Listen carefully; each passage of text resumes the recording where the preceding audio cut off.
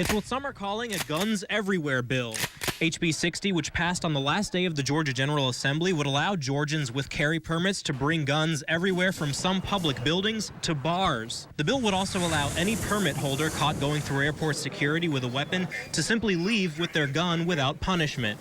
It would also allow churches to opt in to allow people to bring in guns. Some argue it's an issue of security. I don't have a problem as long as it's designated, as long as it's controlled. I think you really need to have somebody who can stop somebody from killing a lot of people in a short amount of time. But one priest says guns just don't fit with his church's nonviolent teachings. There's a tension between our current political system and what the gospel actually teaches. Father Theophan Buck of St. Innocent Orthodox Church in Macon says the law isn't something he would opt in for.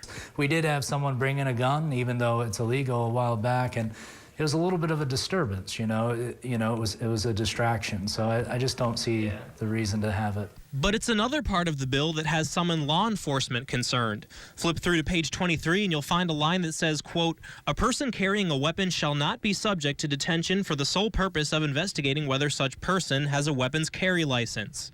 That one sentence is not being mentioned, and that one sentence overrides all of it. Putnam County Sheriff Howard Sills says that language essentially means officers would no longer be able to ask someone to see their carry permit, even if they were acting suspiciously. If I see some thug walking down the street in some high crime area tonight, he's got a pistol sticking in his waistband after this law's in effect, I will not be able to ask that person, does he have, let me see his license to carry that weapon.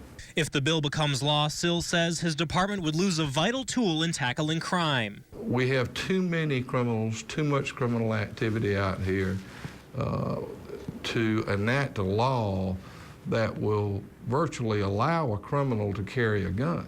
Like many Georgians, Sills says he supports the Second Amendment, but he's worried the bill's unintended consequences are too risky. Some killer's going to go free. Some felon's going to commit another crime because of this.